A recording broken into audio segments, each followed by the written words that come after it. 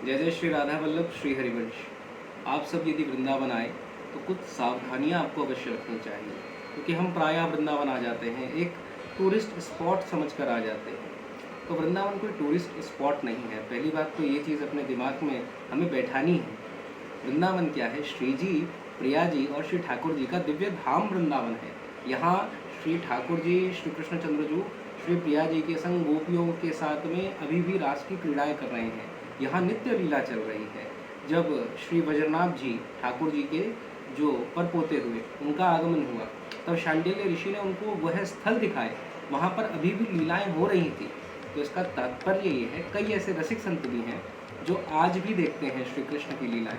निधिवन में जो लोग जाएं, शाम को जाना निधिवन में मना इसीलिए होता है क्योंकि स्वयं श्री बांके बिहारी जी श्री बांके बिहारी मंदिर से निधिवन तक आते हैं और फिर पूरी रास की लीला करते हैं। वहाँ जो पेड़ हैं, वहाँ जो पुष्प हैं, लताएं हैं, वह सब गोपियाँ बन जाती हैं। वह सब निकुंज में एक लीला का भाग होती है। तो ये जो वृंदावन है, इसकी महिमा का हमें बहुत ध्यान रखने की ज़रूरत है। ऐसा कहा जाता है कि किसी भी तीर्थ में जाए तो 3 दिन वहाँ पर वास करना चाहिए। वहाँ पे जो नदी है उसका स्नान करना चाहिए। अब देखिए, ये लोग यमुना जी में जाते हैं तो वहीं कपड़े धो देना, वहीं साबुन ले गए, रगड़ रहे हैं, ये सब बिल्कुल निषेध है। आप जाएं, सबसे पहले घर में स्नान करें, होटल वगैरह जहाँ भी रुके वहाँ पहले स्नान करें, फिर उसके बाद में यमुना जी जाएं, फिर यमुना जी में स्नान करें, उसको प्रणाम करें, फिर आ जाए। कोई रगड़ना मलना ये सब निषेध क्रियाएँ हैं। अब यहाँ पर ये स्थिति तक आ गई है कि आप देखिए, लोग ये सब टमटम, ऑटो रिक्शा, इन सब में जाते हैं, खुलेआम बीड़ी, सिगरेट, तम्बाकू इन सब को पी रहे हैं। अब आप विचार करिए, आपने जो बीड़ी पी, आपने जो सिगरेट पी, उसको आपने फेंक दिया रोड पे, परिक्रमा मार्ग पर फेंक दिया। कई बार ऐसा होता है, लोग वहाँ दंडवती परिक्रमा दे रहे हैं, पूरा लेट रहे हैं, लेट कर परिक्रमा दे रहे हैं।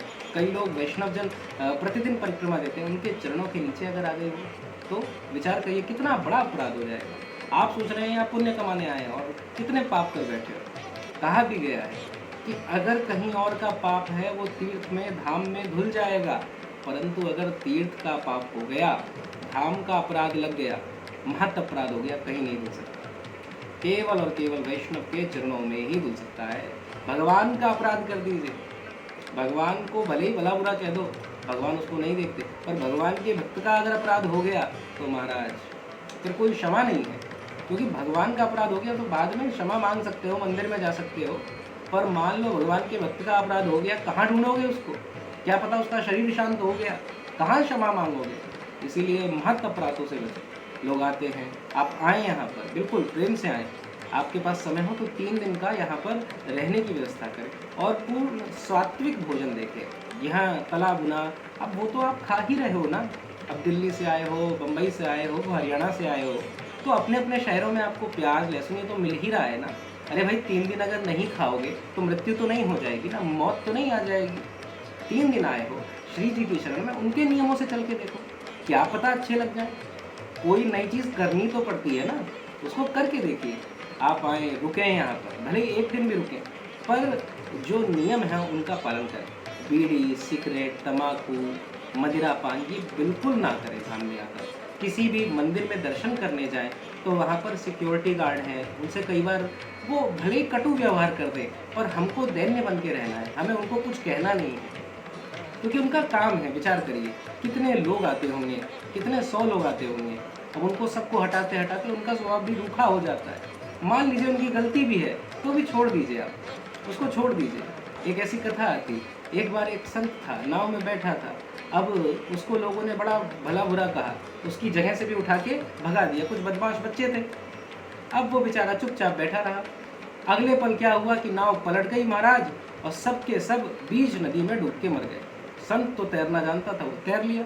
बाद में गुरु ने पकड़ा, गुरु ने उस संत को मारा, खूब जोर से एक चपत लगाया और कहा कि यदि तुम उन लोगों को कुछ कह देते तो उन लोगों का भाग्य बच जाता, और तूने ऐसा कर दिया। तो विश्वास मानिए, आपको न्याय करने की ज़रूरत नहीं है, ठाकुर जी न्याय कर लेंगे, और ना हम उस कोटि के संत हैं। हम अगर जाएंगे मंदिर में किसी से लड़ लेंगे तो हमारी जो सुकृत हैं, थोड़े बहुत पुण्य हमने इकट्ठा करे, उनको भी हमने आग लगा दी। मंदिर में किसी से लड़ना नहीं है। तम्बाकू, सिगरेट, बीड़ी, ये मदिरा इनका पान करना नहीं है, प्याज लहसुन इनसे बच के रहना है, सात्विक आहार करिए, तब आप धाम का प्रभाव देखेंगे। धाम में आए हो, वृंदावन धाम में आए हो, मंदिरों में जाओ, पर किसी रसिक संत के पास अवश्य जाओ। आपके पास में बहुत बड़ा भाग्य हो जाएगा, किसी एक रसिक संत का दर्शन हो जाए, दर्शन मात्र से साक्षात प्रिया प्रीतम का प्रेम प्राप्त हो जाएगा। पर ये कब होगा? अब हम एक तरफ तो वो मदिरा पी रहे हैं, सिगरेट पी रहे हैं, ये रिक्शा चल रहा है, खुलेआम पी रहे हैं, कोई अब शर्म लिहाज ही नहीं है। होटलों में बेचारे होटल वाले मना करते हैं लोगों को कि हम नहीं दे सकते, तो वो होटल छोड़ के चले जाते हैं, ऐसी स्थिति आए। तो इतना दुष्टता उचित नहीं है। हम धाम में आए हैं, हम यूँ माने हम मंदिर में हैं। जैसे आप मंदिर के अंदर कुछ नहीं करेंगे, ऐसे ये पूरा वृंदावन धाम जो बना हुआ है, यह है 12 किलोमीटर, 13 किलोमीटर, 15 किलोमीटर में, ये पूरा श्री जी का मंदिर समझिए। इसके अंदर आ गए तो बस अब कुछ नहीं, कोई भी असत पदार्थ का सेवन नहीं, कोई तमोगुणी क्रिया नहीं, केवल रसिक संतों का संग, यहाँ के मंदिर और यहाँ की लीला स्थलों को घूमना और सात्विक आहार करना। आप ये करके देखिए, साक्षात प्रिया जी की कृपा आपको प्राप्त होगी। और अगर और मन रुचे तो फिर नाम जप। यहाँ पर वृंदावन में तो कहा ही गया है कि यहाँ की तो डाल डाल पात पात भी श्री राधा राधा करता है, तो यहाँ आकर श्री राधा रानी श्री किशोरी जी के नाम का स्मरण करें, श्री राधे श्री राधे श्री राधे। अगर बिहारी जी के प्रति श्रद्धा है तो कुंज बिहारी श्री हरदास, अगर राधा वल्लभ जी के प्रति श्रद्धा है तो राधा वल्लभ श्री हरिवंश, अगर राधा रमण जी के प्रति श्रद्धा है जय गौर जय निताई।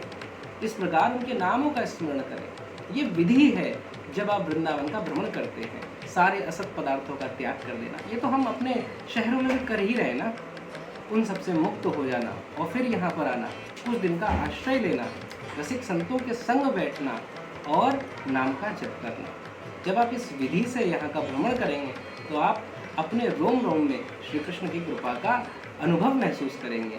अवश्य ही इसको करिए और इन अपराधों से बचिए, क्योंकि वृंदावन घूमने आए ऐसा नहीं होना चाहिए। वृंदावन में श्री जी के, बिहारी जी के, राधा वल्लभ जी के दर्शन करने आए, ऐसा भाव बनना चाहिए।